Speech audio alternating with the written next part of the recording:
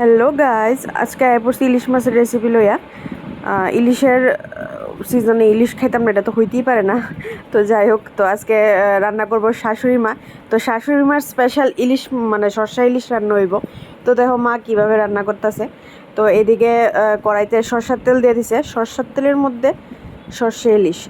তো প্রথমে মা ইলিশটিরে একটু লবণ হলুদ দিয়ে ভালো করে মাখাইয়া নিতেছে। আজকে অ্যাকচুয়ালি মাছটা বাড়িতে না কাটা হয়েছে, তো একটু তেরা ব্যাক্কা হয়েছে, তোমরা একটু মানে ম্যানেজ করে নিও। তো যাই হোক, মা এবার মাছটিরে একটু সুন্দর করে ভাজা টাজা নিব।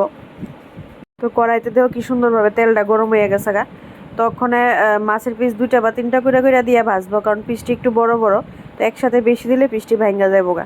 তো যার লিগা মা অল্প অল্প পিস দিয়া ভাজা নিতেছে। মাছটি কড়া কালার, অ্যাকচুয়ালি মাছ কড়া ভাজা হয়েছে না, কারণ ইলিশ মাছ কড়া ভাজতে নাই, এর স্বাদটা থাকে না। কারণ মাছটির মধ্যে একটু আমি ওই দিছিলাম, মারে কইছিলাম একটু মরিচের গুঁড়া দিও, যার লিগে একটু লাল লাল হয়েছে দেখতে। তো মা সুন্দরভাবে সবটি মাছ ভাজা লাইছে। তো কড়াইয়ের ভিতরে অনেকখানি তেল হয়ে রয়েছে, মা একটু উঠাইয়া রেখে দিছে বাটিতে। তো বাকি যে তেলটার মধ্যে মা জানি কি পাঁচফোড়ন, সম্ভবত পাঁচফোড়ন সম্বার দিছে, কালো জিরা দিয়েও দেন যায়। তো একটু আর কয়টা মরিচ চিরা দিয়ে দিছে।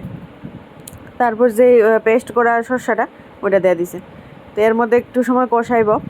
আমার তো মানে তোমার ইলিশ মাছ ভাজই বেশি ভালো লাগে, সাথে একটা কাঁচা লঙ্কা দিলে আর কিছু লাগে না। মানে সকালবেলা ইলিশ মাছ ভাজা আর কাঁচা লঙ্কা দিয়ে বেস্ট, আর কিছু লাগে না।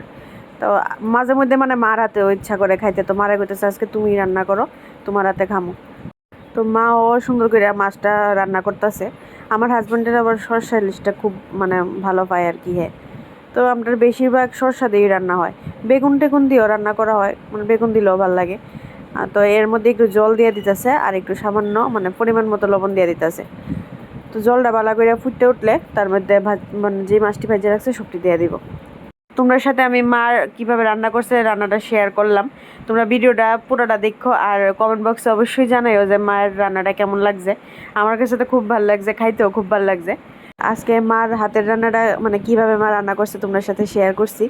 তো দেখো মাছটা অলমোস্ট হয়ে গেছে। যদি ভালো লাগে তাহলে কমেন্ট বক্সে অবশ্যই জানাইও যে মার হাতের রান্নাটা কেমন হয়েছে। আমার কাছে তো এমনও ভালো লাগছে, খাইও ভালো লাগছে।